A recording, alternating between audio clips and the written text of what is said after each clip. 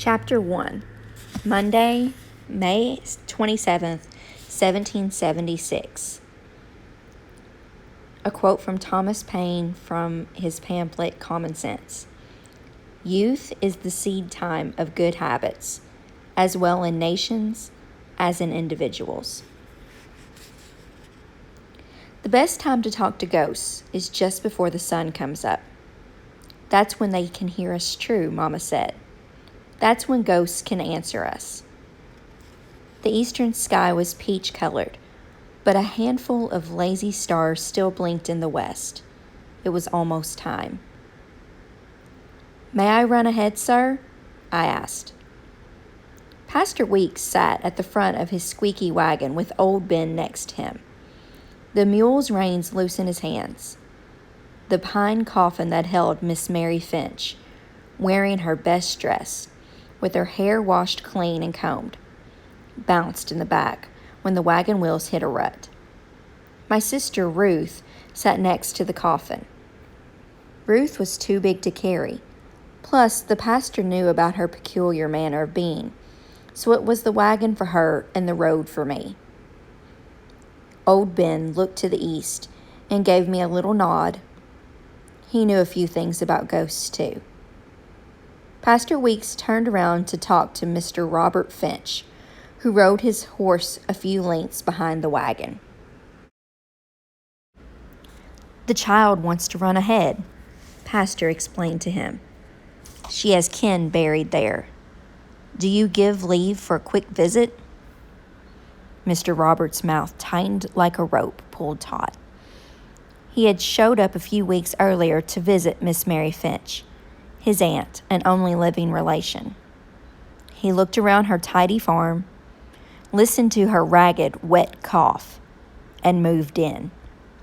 Miss Mary wasn't even cold on her deathbed when he helped himself to the coins in her strong box. He hurried along burying her, too, most improper. He didn't care that the neighbors would want to come around with cakes and platters of cold meat and drink ale to the memory of Miss Mary Finch of Rhode Island. He had to get on with things, he said. I stole a look backward.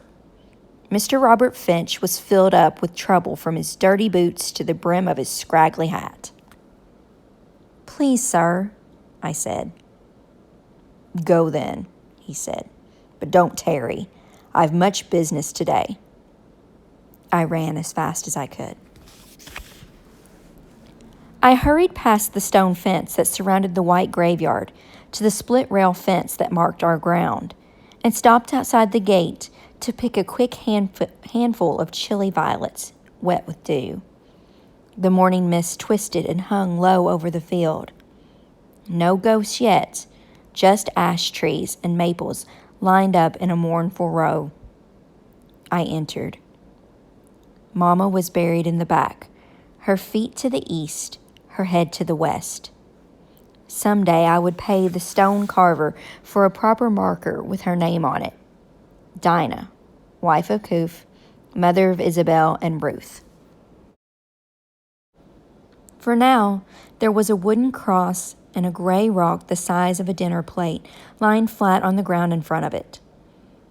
We had buried her the year before, when the first roses bloomed. "Smallpox is tricky," Miss Mary Finch had said to me when Mama died. "There's no telling who it'll take." The pox had left Ruth and me with scars like tiny stars scattered on her skin. It took Mama home to our Maker. I looked back at the road. Old Ben had slowed the mules to give me time. I knelt down and set the violets on the grave. "It's here, Mama," I whispered. "The day you promised. But I need your help. Can you please cross back over just for a little bit?" I stared without blinking at the mist, looking for the curve of her back or the silhouette of her head wrapped in a pretty handkerchief. A small flock of robins swooped out of the maple trees. "I don't have much time," I told the grass-covered grave. "Where do you want us to go?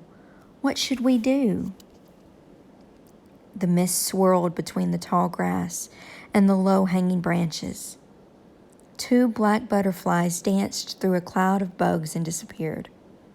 Chickadees and barn swallows called overhead. Whoa! Old Ben stopped the wagon next to the open hole near the iron fence, then climbed down and walked to where Nehemiah the gravedigger was waiting.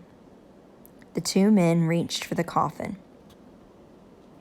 "Please, Mama," I whispered urgently. "I need your help." I squinted into the ash grove where the mist was heaviest. No ghosts, nothing. I'd been making like this for near a year. No matter what I said, or where the sun and the moon and the stars were hung, Mama never answered. Maybe she was angry because I'd buried her wrong. I'd heard stories of old country burials with singers and dancers, but I wasn't sure what to do, so we just dug a hole and said a passel of prayers. Maybe Mama's ghost was lost and wondering because I didn't send her home the right way. The men set Miss Mary's coffin on the ground. Mr. Roberts got off his horse and said something I couldn't hear.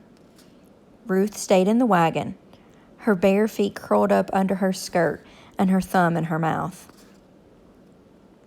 I reached in the pocket under my apron and took out the oat cake. It was in 2 pieces with honey smeared between them. The smell made my stomach rumble, but I didn't dare nibble. I picked up the flat rock in front of the cross and set the offering in the hollow under it. Then I put the rock back and sat still, my eyes closed tight to keep the tears inside my head where they belonged. I could smell the honey that had dripped on my hands, the damp ground under me, and the salt of the ocean. I could hear cows mooing in a far pasture and bees buzzing in a nearby clover patch. If she would just say my name, just once. "Girl," Mr. Roberts shouted. "You there, girl!" I sniffed, opened my eyes, and wiped my face on my sleeve.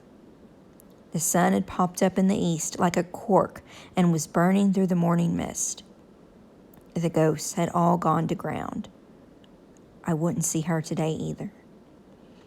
He grabbed my arm and pulled me roughly to my feet. "I told you to move," Mr. Roberts snarled at me. "Apologies, sir," I said, wincing with pain.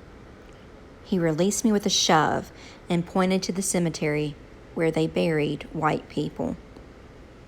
"Go pray for her that owned you, girl."